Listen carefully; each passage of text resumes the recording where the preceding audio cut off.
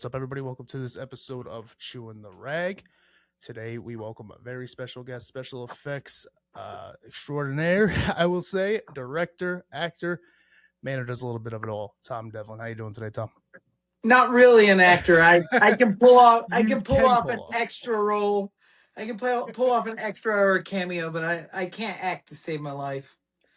Well, you'd probably be better than me. So Although you told me that you interviewed Caleb Emerson, right? I did, correct. So my favorite acting role I ever did was in his movie Frankie and Blunderland. I played the counter guy at the hotel, and I was having the worst day of my life, like literally in real life, and I just let it all out in that. And to watch it, it just cracks me up. Yeah, Caleb's awesome. Actually, during our episode, I think he cut out. He had to leave. No, we finished, but he was like, "I'm actually leaving straight from here, and I'm gonna go see Tom." I believe Switch to Fakey was playing the night that Oh, cool. yeah, Very so cool. the night we recorded. So I was like, "Oh, In cool, Long man." Beach. Yeah, we were playing in Long Beach. Yep. So that was really cool. But yeah, anybody that does anything better than I can, I just consider them a professional at it. So it's like, yeah, Tom's an actor. I'm in the right place at the right time to get thrown on screen sometimes. But I enjoy it. I think it's funny. But I feel like I act in fast forward. Like I'm like a living trauma person. Like I'm like I don't know how to slow it down and like act. No, but I mean, with the way you do things, just from what I hear from, I also talked to Michael Shields, who okay. did the Teddy Told Me To. Yeah. And we were talking a little bit about the making of that movie and whatnot. And he was like, 3 takes. Tom, three takes. That's takes my at the rule. most. And that's a rule that I set up kind of based on Kevin Smith used to like use a stopwatch and time his dialogue. But his was more for editing reasons. Mine's more for making my day because I shoot 20 pages a day. And so with only 5-day shoots, I give my actors 3 takes. It pushes them to be more prepared on set, but also it really kind of bothered people at first, but now it's become almost just a tool everybody uses around me because they know they're like on their A game if they want to look good in the end product, you know. It's not that I don't care about the end product. There was a quote, one of my mentors, a filmmaker named Mike Pfeiffer, incredible indie filmmaker, like probably one of the best. He always used to say, "Do you want to fight to get the perfect take, or do you want a take that's just good enough?" And then he would answer his own question and say, if you get enough takes that are good enough, you can make the perfect movie. If you fight for the perfect take, you'll never finish your movie. And he's right. Like, I've been on set where people took 30 takes of somebody trying to hold a hand on a movie called Zombies of Mass Destruction, right? And then when it comes to an effect where a head gets ripped off or somebody gets killed, one take, it didn't work. We're moving on. And it's like, this movie's called, I just chose Zombies of Mass Destruction. It wasn't that great movie, but any of these movies are about the monsters and the effects, the shit that I work on. And so, like, nobody cares about that handhold. Let's just make sure that the decapitation looks good. Exactly. No, I agree with that. That's a great quote because you spend all this time trying to get that perfect shot. And if you don't get it, I mean, you're just going to get, I guess, discouraged would be the best word. And even if you do, you got a great trailer moment, but then you don't have like the meat and potatoes that people want to see in the movie. You don't have time for at the end, And I've been victim of that as an effects artist on 100 movies. Like, and it doesn't matter if it's Full Moon or something bigger. It gets down to the effects, and they're on the last day, and everybody's tired, and they're like, "All right, let's just move on." And I'm like, yeah, right. And I've done it too. I've done it too. And as a director, it's like, oh, that's real complicated, and I don't have time. All right, let's go. Nope, I get it. I get it completely. And you have a lot of the same, I guess, actors in the films. I just watched. I watched Nameless last night. Oh, cool. I watched that last night, and you can see kind of the reoccurring from that. Yeah. Las Vegas Frankenstein. Is that not just a choice because they're familiar with how you work, but also just a close knit group? Or we're a family. We're a family. We're a team and a family, and we always bring new comers in, and sometimes they stick around. My one of my favorite movies I ever made is called The After Dark, and one of our actresses had to bow out early on, like right before we were shooting. So I put one of my makeup artists, Ashley Ballou, in her role, and Ashley has now starred in every movie I've made since because she's just awesome. And we are super tight, and it is really fun to kind of build all this together. And it's like going back to camp, Yeah, every yeah, time. We're about to do one. We're about to do a movie called Return to Shadow Valley, yep. and it's just cool because it's like calling all the homies up, and even Caleb is going to come out for a day just to get killed off, and it's like it just get and hopefully he's going to edit the film as well. Oh, nice. But yeah, it's cool to just like get everybody together and go have so much fun and make so many inside jokes and so many memories, and then that's a wrap, and wait for the premiere and do it again. Yeah, no, it's very. You mentioned trauma earlier. It's very kind of trauma esque in that regard, where, Yeah, and that's um, that's where the roots are, yeah, for me anyway. yeah, no, no, it's really cool to see. Just seeing, even for myself or my wife, who's I'm kind of just nerding out with her and getting her involved in all my stuff, but for us to just see the constant Osborne, I believe is his last name. We see Matt, him. We yeah, point Matt Osborne. Matt's great. yeah. Point him out, and then you just see everybody else reoccurring, and then obviously you just mentioned Return to Shadow Valley. We're going to talk about that with the creepy crowdfunding and what you're doing with that. I think that's really cool. All the perks and whatnot with that. Yeah, creepy crowdfunding is one of those. So for those people that your audiences that don't know who I am, Mm-hmm. I'm like uber independent to the point where like I have to own everything I do. I don't I'm my own distribution, so we put these movies out on our own that we make at Plan 10. And then as an effects artist, even early on, like 19, 20 years old, I decided I had to have my own company. I didn't want to work for the guy. I wanted to be the guy. So I started 1313 Effects in 2002, and it's still going strong. But I just we were gonna do our first crowdfunding campaign. This is my ninth movie I ever directed. Like I don't know, 16th or 17th that I've produced, but the ninth that I've directed. And I I started going through Indiegogo, which I never crowdfunded, and I wasn't open to it. Like I kind of spoke adamantly against crowdfunding for a long time, and because it's abused. A lot of Mm-hmm. times crowdfunding can be abused, and I get sick and tired. It's slowed down over a little while now, but I used to get every day an email from somebody, help me achieve my dream, help me do this, and it's like, well, I don't know, maybe you should try it. To me, it was always a gift to give the end product film to the fan base, not to ask the fan base to help me make a film so I could Correct. feel Yeah. very cool. But my producer, Mike Lenzini, who produced Nameless and Las Vegas Frankenstein, Yep. he twisted my arm and was like, "Man, you have a following. You have a very tight crew and cast, and people want to join. So if you open the gates for Plan 10 to allow outsiders, not only will they pay, it will make their day. It's going to excite them." And I I said, okay, well, here's how I'll do it. If you produce this movie and you ask for the money and you do that part like you would normally produce, I'll do it and we'll figure it out. Well, like 3 days into trying to work with Indiegogo, I got real frustrated because they don't answer the phone. You can't get them to respond to an email. And I want to set up some special perks that other people can't do, that are Right. like things within the Monster Museum that have to be added on if you're already a character. And it's a really unique to me. I was like, if I'm going to do a crowdfunding, I can do something no one else can do. But Indiegogo couldn't tell me.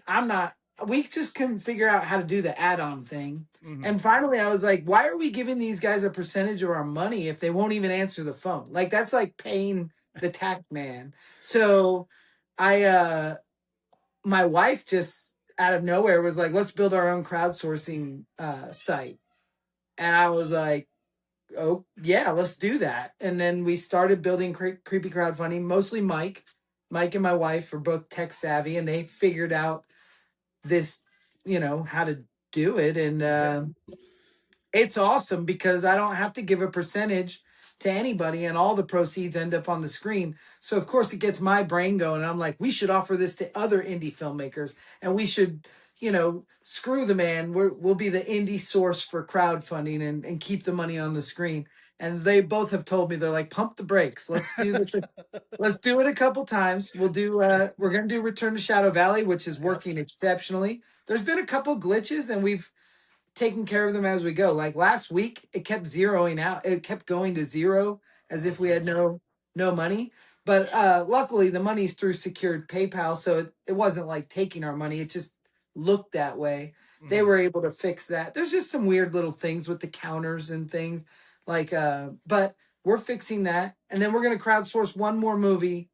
This is my plan to crowdsource one more movie for us through creepy crowdfunding. Make sure the glitches are pretty ironed out, and those guys don't need to do too much work on the back end. And then I think it'd be really cool to offer this to other people so they can get away from the mega conglomerates like Indiegogo, which doesn't really cater to anything. I mean, so it does cater to the indie film, but it's not like, I want our thing to be like horror focused, Yeah, correct. Yep. and also like if somebody gets an idea that they want to add a perk or something like how I did, we'll answer the phone and we'll try to talk them through. Can we do this or can we not do that? If they have some kind of an original idea. Or in one case on our crowdfunding, we had a very expensive perk, and somebody said, is there any way I could do a payment plan? And I know this person, and I was like, of course. Yeah. So you can't do that on Indiegogo or Kickstarter, but this person is set up through a PayPal payment plan. We don't have to do anything. They just make their payments every month, and we're good. Yeah, it's sweet. So That's awesome. it's cool. It's cool to have the control. And I don't know like barely how to check my email. But my wife Lola and Mike, they're just 3 times a day they go on the back end and make sure everything's flowing the way it's supposed to, because Yep. it's weird when you start getting an exorbitant amount of money. um like red flags go up at PayPal and red flags go up, there's Oh, things. yeah, that So makes sense.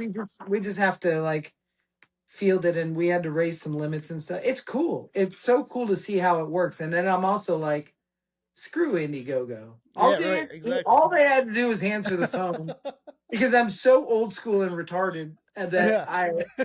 I just want to talk to someone and know that I can do something. Yep. No, But I agree completely, especially with like what you're doing. So I have the perks right here. I've looked at them before. They start as little as $15 and they go all the way up to that larger amount that you were speaking of. yeah, But every step of the way, you're getting something. Like and these perks that they're as small as, maybe it's just not small, but your name in the movie credits, something that's just typed in there, or yeah, as large that as might get be a your big ass out deal here. for someone. Yeah, it'd be Yeah. really cool. That's why I say I don't want to downplay it when I say small, because that's awesome. But But it's an interesting thing because I thought that we would sell more of the like get your name in the movie yep, credits. I thought we would sell more of that stuff, and like the lower dollar amounts. yep. But we really sold way more of the like be in the movie amounts. Oh, And really? That's awesome. that was crazy. I was like, okay, that's awesome. And I limited those roles because I didn't want just like 100 people that I didn't know on set. Yeah, correct. We keep our crew pretty small, and I want to make sure everybody's having a great time. So but it's pretty interesting. Even with the zombie acting, like I thought the background ones, the cheaper version would sell Yep. way before the hero ones, and we sold out of the hero ones like in the first week. Jesus, that's It's awesome cool. though. That's really It's cool. very cool. Because Yeah. I would have thought the same exact thing. When you look at these, you're like, okay. Or even I'm a nerd. I got these figures. I got the Caleb Emerson Yeah. figure. It's like, for me, it's like the zombie bust, the zombie figure. Like that's more my The speed. bust has that is definitely our number one seller. Yeah. Like people have bought that the crap out of that. And I think it's so cool. Yeah, no, so do I. I think, like I said, I enjoy collecting. I work in a warehouse, and like everybody's just we all talk about just fighting each other and dick jokes and everything else. Right. And then I'm like, on Friday, I'm like, I'm gonna go to the toy store and grab a horror action figure, and they're like, "What the fuck are you talking about?" And I'm like, "That's what I'm doing this weekend." It's like they have a Pinhead now, and I want to go get Pinhead or whatever it is. And they're like, "Never would have fucking expected that from you." And I'm like, "I'm a nerd, dude. I don't know what to That's tell you." awesome. That's awesome. I'm gonna But run my podcast and collect my toys. that's all it is. That's all I want to do. I But got. I mean, in my world, we're all nerds, so I Yeah. rarely encounter people that don't collect toys. Yep. But it's it's good to know that they're out there. They are. We're out here. We're going strong. I mean, that's essentially the Monster Museum. Realistically, is it's It's a become horror it's nerd like, museum. dude, it's like so. My childhood, I collected toys. I collected the vehicles and the Yeah. Captain Grayskull, whatever. Yep. But now I feel like the Monster Museum. First, I started with the figures. Now I'm adding cars. I'm building sets, and it's like it's just giant toy collecting. Except I make everything myself because I'm low rent and I don't buy props. Yeah, I was gonna bring that up because I thought that's what it was. It was things that you make yourself, and then a couple of donated things. Is that Yeah, correct? I have a couple Essentially. donated things. Like we have the original Spider Gremlin from Gremlins 2, and that is owned by Peter Stickles and Michael Carbonaro, and they just don't have a place to keep it, so they keep it at the Monster Museum. Also, Andrew Devoff, the Wishmaster, donated uh, his original Wishmaster makeup from Part 1, Oh, that's awesome. and a slug creature from Part 2, and like a bust that KB made for him, and that's just like I mean, if he ever wants it back, it's his, of course. Yeah, of But course. he keeps it there for people to see, and it's very special, you know. No, that's awesome. It's really cool to even have something like that, and just again, just from my standpoint of having something dedicated to things like that is really cool. Yeah. We need more of that, but it's like, The my favorite thing in there, because as a toy collector and a collector in general, I was obsessed with Puppet Master growing up. So mhm, I have tons of Puppet Master toys, but I've worked on the last three Puppet Master films, so I've got all the screen used Puppet Masters in the museum that I made, and it's just so cool because it's like I would have killed for that when I was a yeah, kid. oh hell yeah. And I started watching the Hello, My Name is Gacy last night Oh, as cool. well. I told you I That's the watched it on weirdest last. movie. It is so strange, That but is one of the most insane things I've ever made in my life, and I don't apologize for it, but I'm sorry if it's not your thing. no, no. My big thing is so John, who's a big Yeah, part of that, John Carius. yep, I've seen him talk about it, and he's like, how long that was actually in the making.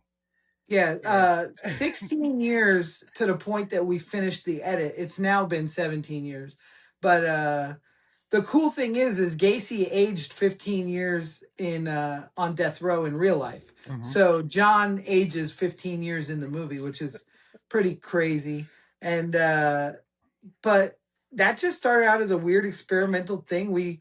I sneak a Sony camera into we were doing extra work on the show Prison Break.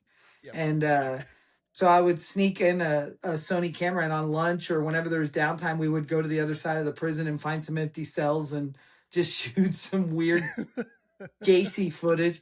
And when I started, it was going to be a very different movie than when I finished it. I grew up in those years, and I had kids, and I understand that Yep. Gacy is a horrible human, and I didn't want to come off like I was hero worshiping him at all, you Right. know. Not making it lighthearted and putting him But up on the pedestal.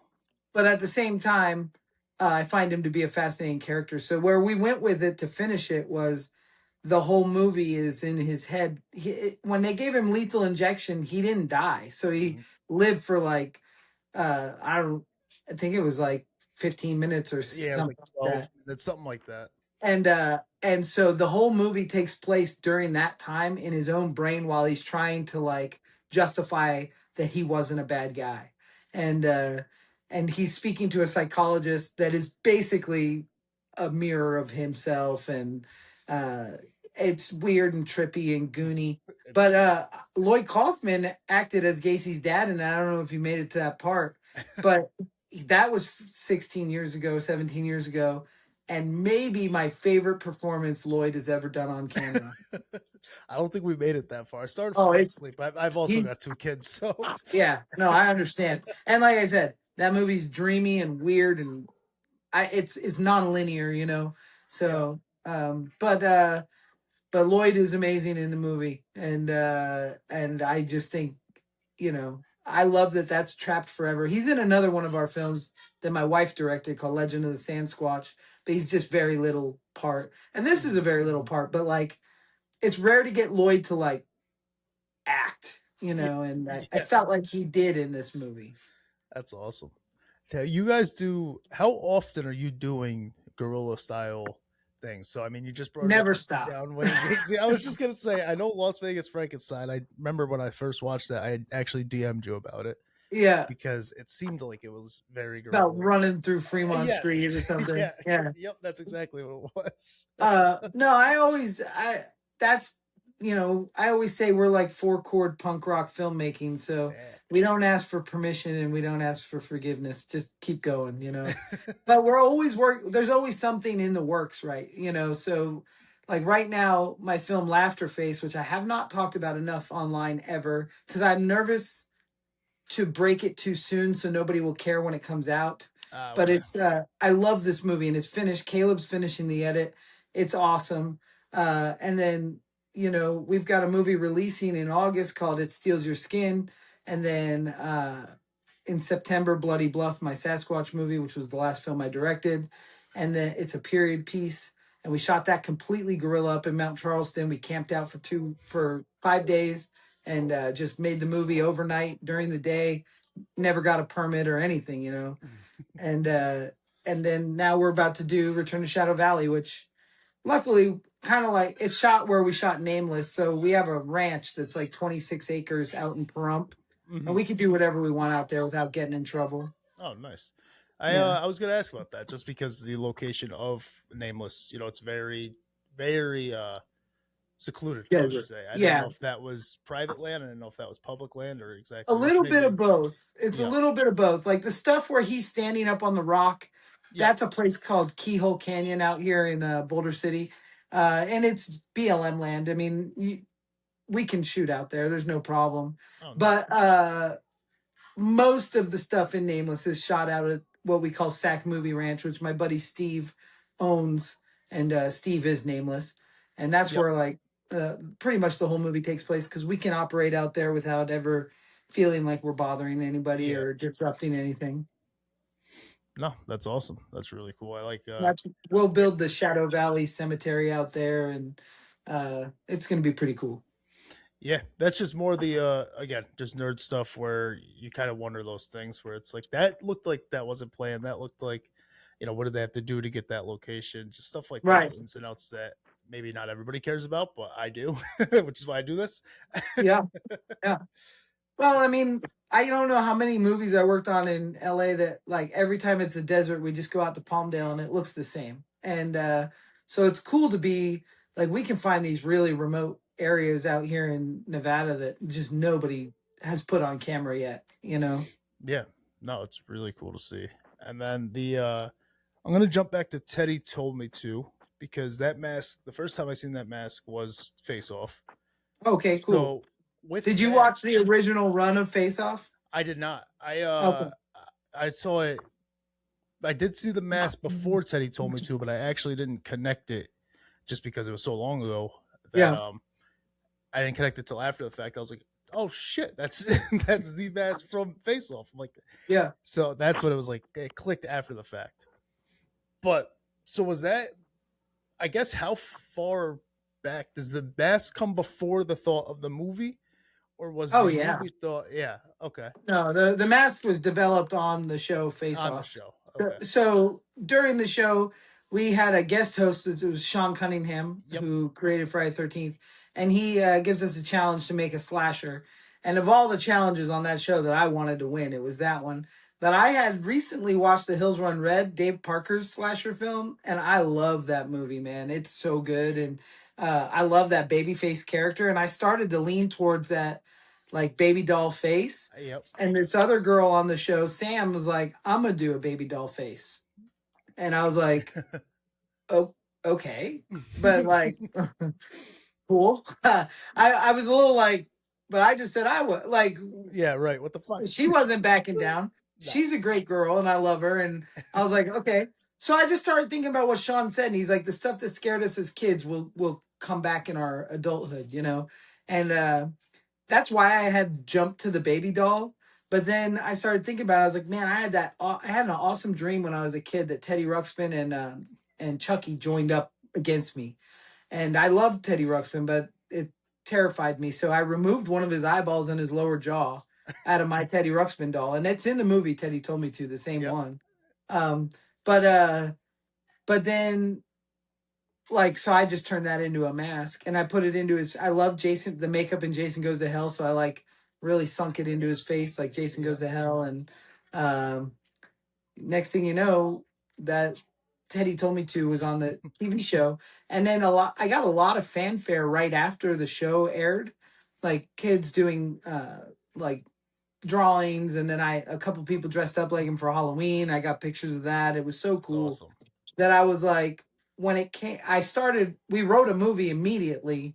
Me and Vince, the guy that plays Jimmy in Teddy, we Yep. wrote a movie, but it was much more like Halloween 2, and it was way bigger budget. Like there was like mental institutions and Oh city Jesus. parks, and I mean it was just a lot of stuff, a police department.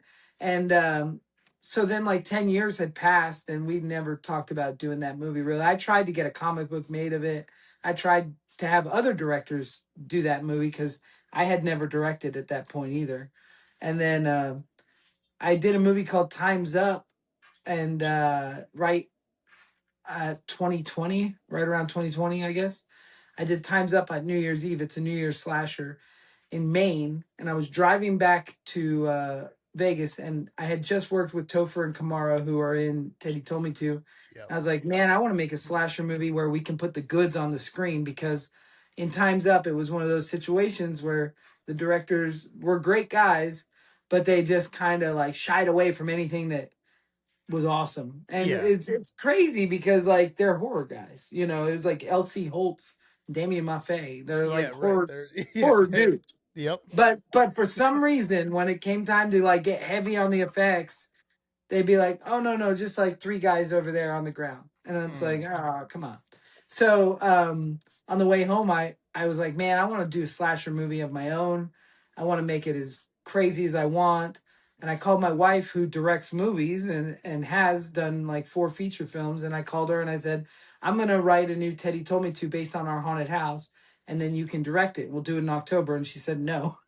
She's like, I don't want to direct it. And I was like, what do you mean you don't want to direct it? And she said, that's your movie. You should tell that story.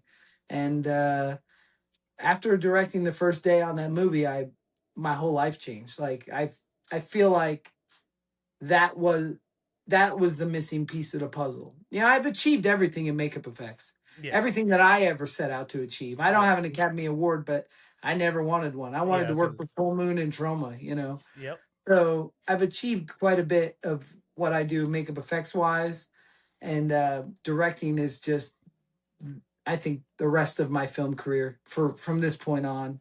And I've done 9 features in like 4 years. That's a lot, you know. That is a lot. That's. I But was gonna. I was gonna ask, like, that transition from special effects. Not that you're out of special effects, obviously, that'll always be there. But like going from that to directing, and how weird it was to kind of it's take that funny. on. At first it didn't seem like I would ever do that because my wife is a badass director. She went to Mm. USC. She's like a filmmaker. She deserves better than my garbage films, but she can actually make a real movie. Um, but there's a lot of politics in the world of Hollywood, and we left Hollywood not to make it. You know, we left Hollywood because we've got a new plan, and Mhm. we want to have a family, and we want to spend time with that family and do things. I direct movies now, and it's like like I said, it's like hanging out with our friends. We're not doing it for monetary Right. reasons. We're not doing it to be famous. We are just making movies because I have a story to tell, and I enjoy the hangout time and the memories made, and I love doing the premiere. And I like the idea that when I see somebody at a horror convention that has a tattoo of a character that I came up with, I think it's awesome. The transition between makeup effects and directing is funny because my hero in makeup effects is a guy named John Carl Beekler. And John Beekler was an effects artist. He made the Ghoulies, Troll. You know, I've Yep. ripped off most of his style. What people mostly know him for is Jason in Friday the 13th Part 7, which he also directed. And and then John's career took a change and he started directing movies and he ended up directing Ghoulies 3 and he ended up directing like probably 20 or 30 films. Um, I met with John a long time ago. He's passed away now, but I met with him and I told him I followed in his footsteps as far as working for Charlie Band and doing these low budget films. And I said, I just don't know how you survived that and had a family and a house and, you know, lived. And Yeah. he's like, you got to figure out a way to make money with your art and then you can do those movies for fun. And I opened the Monster Museum, and I always felt like John told me to open the Monster Museum without saying it, you Yeah. know. And I do make money with my art, and then I could do full moon movies for the minimal budget that they have, and enjoy it, and not be bitter and upset that I can't pay my rent, you know. And then, but I have stepped away from working for other people as an effects artist. I just feel like that ship has sailed, and I'd rather give the opportunity to somebody that really wants to work on other people's movies. Now that I direct, it kind of feels like watching somebody else play video games. Like Okay. I'm really not into sitting on set watching somebody else direct a movie. Yeah. Uh, but but as a you know, if it was one of my friends, of course I'll show up and we'll do it. And or if it's a cool collaboration, like a couple of years ago, I did a Slipknot video with Steve Johnson. That was Oh, cool, nice. you Yeah, that's know. awesome. But primarily, I just want to direct movies, make monsters for the Monster Museum, make monsters for my movies, and then I even on my sets, I let other artists apply all the effects because I mean I'll oversee everything, but uh, I'm busy directing, so I Yeah. don't do it as much. Although on this Return to Shadow Valley, I will do the zombie makeup on Lars Fredrickson from the band Rancid because Yep. that's like my favorite band, and I will do the zombie makeup on Big Schwag Brett Wagner, who played Leatherface in TCM, Yep. the remake for a couple shots. He's just a good friend, and I just want to check those off my bucket list. So Yeah. No, that's really cool. Did you work with Lars before on something? yeah, I he came on believe. our film The After Dark, Okay. I was gonna say, which I thought you did, is but a total punk rock vampire film that I wrote in like 10th grade. It's a movie oh, I really? wanted to make forever. And 26 years later, we made the movie. I directed it. It was so awesome. And I cold called Lars and was like, hey man, I didn't know him. I've never met him. I just sent him a DM. And I said, I know you love wrestling and I know you love horror movies. I'm making a vampire movie with Gangrel and Sin Bodhi and a bunch of Paul London, a bunch of wrestlers, Yep. and uh, and he wrote within like 5 minutes. He's like, "I'm in, bro." Really?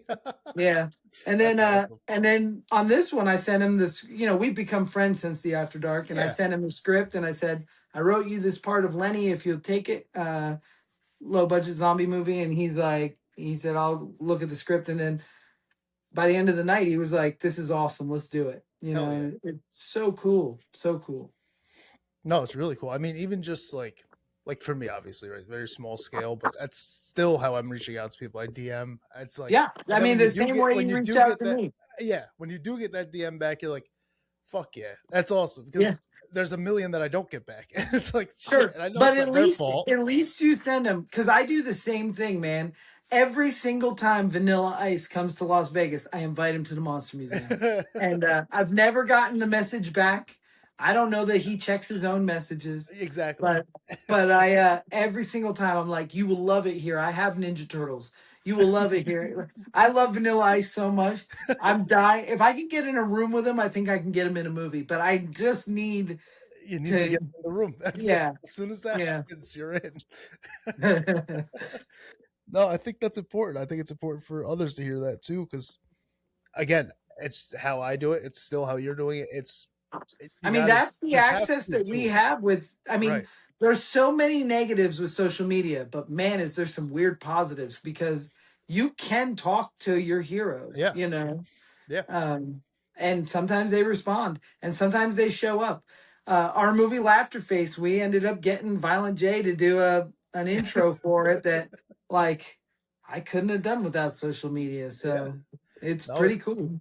it's how I got Caleb. So I was Yeah. the new Toxic Avenger had come out, and I was like, yeah, I'm talking to my wife, knowing the answer was absolutely no. She has not seen the original Toxic Avenger. Yeah. But I'm like, have you ever seen this? She's like, no. And then I'm like, okay. So I show her that, and then I show her Poultrygeist, and Caleb was always my favorite character in Oh, Poultrygeist. Carl Jr. Yeah, Carl Jr. So I was like, you know what? Let me see if I can find him. I actually found his email, so I emailed him, and he got right back to me. He's like, yeah, cool, let's do it. And I was like, oh, no shit. All right, we can do this. Caleb's movie Die You Zombie Bastards is Yes. the one film I watched that movie before I knew Caleb, like right before I met him. When we got to Poultrygeist, the blue DVDs were all over the place. He had brought hundreds and just left them everywhere. So I watched it in like a little portable DVD player. And I called my wife and I was like, I just watched a movie that whoever made it should be my best friend and I should do every movie he's ever made. And I said, it's my mission to make this happen. And then we all went to Niagara Falls to do like, we had one night off where we all went to Niagara Falls and did like karaoke and some other stuff. But Oh, that's awesome. Caleb was there and we started going into like every haunted house. Niagara Falls has got like millions of haunted houses. Yeah. A Yep. year round. And so we start going to haunted houses. Then we went into the serial killer wax museum, and I realized that we were developing this bromance. And then I told him, I was like, I watched Die You Zombie Bastards, and he's like, oh yeah, and I was like, it's my favorite thing I've ever seen in my whole life. It's And so funny that you. I loved Hassel Atkins. I loved everything about it. I was like, it's shot on film. I mean, it's such a awesome piece of obscure art. Yes. And from that point on, Caleb was my best friend. And he shot my wife's movie Gould Creek and Halfway to Hell. And yeah, he's just the best. He's been involved with everything we do. Yeah, he's awesome. He's he was on the show, and I didn't come right out and ask for anything, but I did kind of allude to it. And Mhm. he gave me his address right away, or an address, I'll say, to send stuff. And then in return, he sent back. It was funny you mentioned DVDs. He's got Frankie and Blunderland, Die You Oh Zombie yeah. Bastard, CDs. Like the idea of him just leaving DVDs around when you said that, I was like, that doesn't surprise me at all because I've got a stack from the guy. But the funniest thing is he is like such a shy. Like if we go to a horror convention, I'm like, I'm Tom Devlin. I make all this stuff, and he is just the guy in the corner, and you're like, hey, are you in Toxic Avenger Part 4? And he's like, yeah. He doesn't. There's no shameless self promotion with him. He just is Yeah. a quiet achiever and an Yes. amazing artist, and I love Caleb's movie. I love Frank. I think Frankie and Blunderland should be taught in every film school for Hell yeah. independent cinema because we made that movie on the weekends for like 2 months, and I don't think it cost $10 to make that movie, and it's just Really. awesome. Yeah, That's really cool. It's really cool just to see it all kind of, or not really see it because I'm not there, but just hear about everything coming together with you guys, not yeah, just Caleb, but yourself and what you're doing as well. So that's why I've told you a million times. I do appreciate you coming on and just kind of talking about this yeah. stuff with me. It's awesome. Of course. And then switch to Fakey.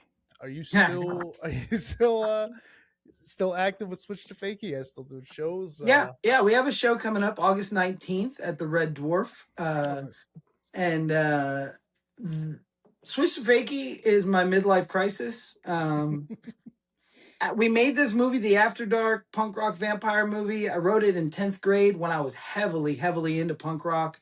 Yep. That movie was kind of about my childhood, but with vampires. And I I don't know. I was just so stoked and so jazzed after that film. We built a punk club in my warehouse so to shoot it in. So right when we wrapped, I was like, we had bought all this band equipment. Not bought. I found a PA in the dumpster. We like it truly was punk rock. And Yeah. I was like, man, we're gonna start a band right now. And so I called it Switch to Fakie because I love skateboarding. I grew up a skater, and Yeah. I love the idea that with the title Switch to Fakie, we could be pulling the wool over some people's eyes. My original idea was to come out as these old guys that can barely play, and tell everyone that we were on Warped Tour in '97, and this goes out to the Descendants because we played with them back in, you know that was my idea. But then we got kind of good in the first couple months of practicing. Like all of a sudden, I didn't know how to play guitar when we started the band, and my wife had never played the drums ever, and so, but within like 3 months or so, I was like, we kind of sound like a band that could open for Pennywise. Yeah. Like it's working. Our influences were like Bouncing Souls, Pennywise, a little bit of Agnostic Front, Yeah. and so it went on for about I think it's been 2 years now, maybe almost three. But about 6 months ago, our bass player Ryan, who was also pretty much our lead vocalist, he quit the band. He said he wasn't Mm. having fun anymore, and that's fine. I don't know how anybody could not have fun playing in legendary punk clubs in Las Vegas once a month. Yeah. We were Right. playing at the Double Down, the Dive Bar, Red Dwarf. Like it was, it's probably the most fun I've ever had in my whole life, Yeah. So he wasn't having fun anymore. He's bummed out or whatever. So he left the band, and we just reformed it as a three-piece. So it's my wife on drums, Waleed, who's my partner and everything. Like he's an effects artist. He works at the Monster Museum, and he's a badass guitar player.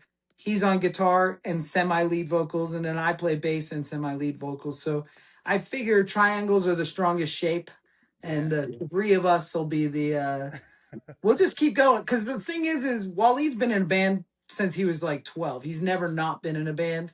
Recently, he was in a band called Chainsaw Fight. He still is, really. They just don't play anymore. But Chainsaw Fight's maybe the greatest horror punk band of all time.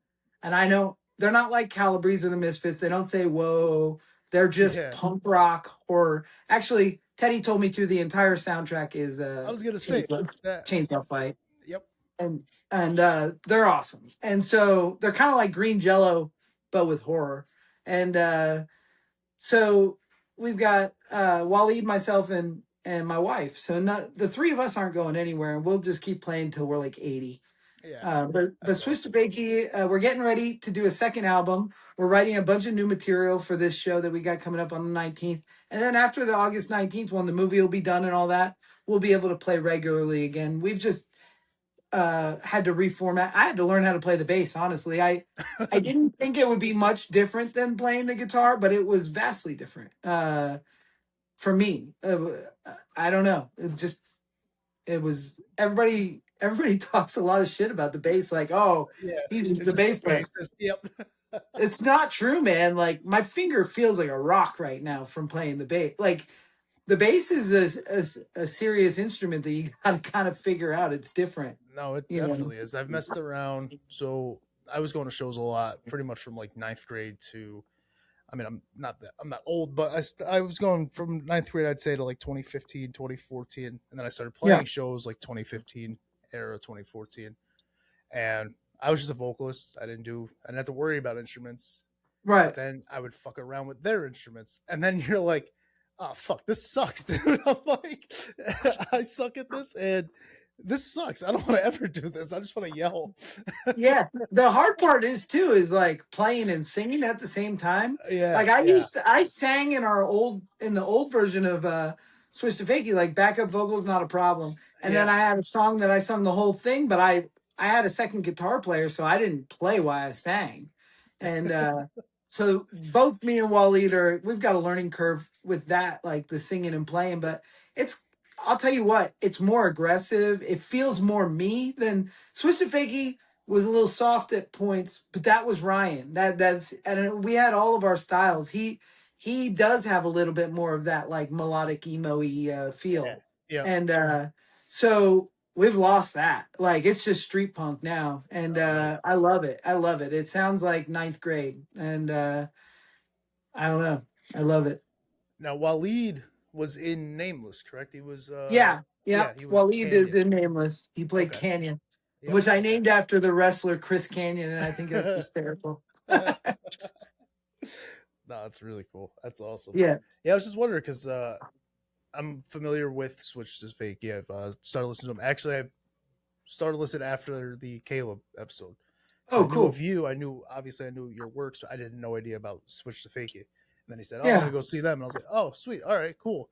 So I looked it up. It was definitely punky, very punky, but it's cool to hear the direction it's going Yeah. to It's gonna see be a if it little little bit harder, a more. little hardened.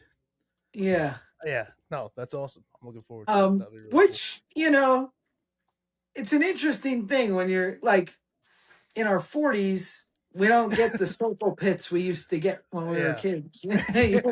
So, but at the same time, we're out there playing our hearts out, and people have fun with it, and yeah. it's good. No, it's awesome. I enjoy punk. I kind of lean towards like the hardcore a little bit more, like the Yeah. agnostic front, the Madball, the all Yeah. that that stuff there. But I do enjoy the punk aspect of it all. I enjoy hardcore and punk kind of as a whole. So definitely looking forward to it, man. We just wrote a Oi inspired song called Midlife Crisis that it sounds a lot like Blank 77. Oh, Like it's nice. I mean it really sounds like my ninth and 10th grade. It's funny. I like it. Yeah, And the cool thing is like Waleed's a good enough musician, he could play anything, but he just thrives at this. Like he's really good. And if you like the hardcore, you should listen to some Chainsaw Fight because I do. I greatest do. Yep. greatest horror band of all time. So after the episode with Michael Shields, actually, Yeah, we talked music a little bit and Chainsaw Fight from the movie, obviously. So then yeah, I got into them a bit more, and yeah. He's very good awesome. stuff. When we first worked with Lars, Waleed gave him a Chainsaw Fight CD, and he posted on his Instagram. He's like, "I just heard my new favorite band," and Nice. they got tons of They followers. got flooded. And I'm such a like a mover and a shaker that I was like, and this is before Switch to Fakey ever was, but I Yeah. was just like, dude, I could put you guys on the road right now doing horror conventions. You could have, but they they all had health problems, and Yeah. that's the hard part is they have lives and kids, and Yep. it's tough, man. Like that's why I don't really want to get another bass player. I just want to keep the three of us because I know the three of us have nothing else going on except everything that I'm coming up Except, with. yeah, yeah. No, that's smart. It's true. Like the aspect of wives, kids, a life, even just this an hour a week or whatever it might be. If I really hammer down and get a few guests, but I have a 9 to 5. It's a very small scale, but it does still impact things. The Of wife, course. the kids, the everyday life. I have a 1 year old and the other one's 7, so it's a little bit of a Okay. age gap too. So it's like you're trying Yeah. to not make the one bored, but you got to entertain the baby. It's on top Yeah. of 9 to 5, finding the hour to do this. So I can't imagine trying to bring somebody into what you're doing with Switch to Fakey movies, whatever it might be that you know doesn't deal with this sort of thing. Yeah.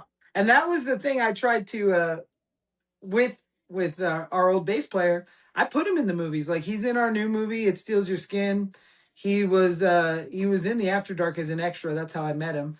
And he really does love this stuff, or he did, but Mhm. I don't think he understood how much work it is because it's constant. Yeah, We're constantly doing something. Like you said, how often are you guerrilla filmmaking? Like whenever I'm doing anything, yeah, I'm either thinking of how I'm going to do it, or I'm actually like, hey, I mean, I just opened an attraction at a theme park in Indiana, and yep. I called a friend of mine who lives in Indiana. I was like, "Can you come down here so I could shoot 3 scenes with you because we got a theme park to ourselves right now?" And I shot scenes for a movie that doesn't exist yet, but it will go. When it does exist, we have that You theme have park that in the ready. movie.